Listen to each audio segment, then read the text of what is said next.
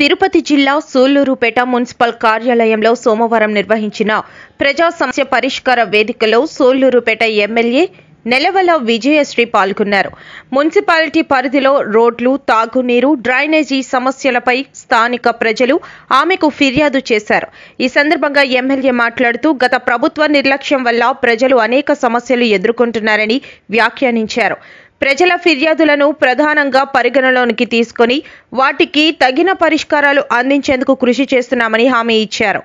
ఈ కార్యక్రమంలో municipal commissioner చిన్నయ్యతో పాటు టీడీపీ నాయకులు ఆకుతోట రమేష్, కిషోర్, మాధవనాయుడు తదితరులు పాల్గొన్నారు. ప్రజా సమస్యలపై అధికారులకు తగిన ఆదేశాలు జారీ చేసి వాటి అమలుపై చర్యలు చేపడతారని ఆమె తెలిపారు. 17 కంప్లైంట్స్ అయితే పీజీఆర్ఎస్లో రిజిస్టర్ అయింది నిన్నటి వరకు, అంటే ప్రీవియస్ మండే.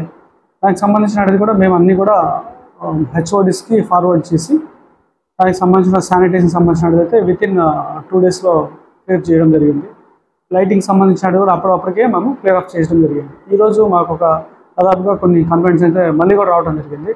వాటిని కూడా సెగ్రిగేట్ చేసి సంబంధిత శాఖలకి ఫార్వర్డ్ చేస్తూ మేము వెంటనే చేయగలిగిన ప్రొవిజర్గా ఉన్న వాటిని అయితే కంపల్సరీగా అప్పుడే రెక్టిఫై చేసి ప్రజలకు సత్వర పరిష్కారం అనేది చూపించడం జరుగుతుంది. గ్రీవెన్స్ డేకి మున్సిపల్ ఆఫీస్కి రావడం జరిగింది. అందరి దగ్గర ప్రజల కష్టాలు తెలుసుకోవడానికి గ్రీవెన్స్కి అటెండ్ అయ్యి అందరి దగ్గర గ్రీవెన్స్ తీసుకోవడం జరిగింది. ప్రధానంగా ఈరోజు మనకు వచ్చిన గ్రీవెన్స్లో గత ప్రభుత్వం నిర్లక్ష్యం వల్ల శాంక్షన్ అయిన రోడ్లు కూడా క్యాన్సిల్ అవ్వడం వల్ల చాలా చోట్ల రోడ్లు డ్యామేజ్లు ఉన్నాయి, రోడ్లు వేయడం జరగలేదు. అలాగే డ్రైనేజ్ సమస్య ఉంది, అలాగే వాటర్ సమస్య ఉంది. గత ప్రభుత్వంలో ఏమీ చేయకపోవడం వల్ల రోడ్లు కానీ అలాగే డ్రైనేజ్ కానీ అన్ని నిర్లక్ష్యం చేయడం వల్లే ఇన్ని గ్రీవెన్స్లు మన దగ్గరకు వస్తున్నాయి.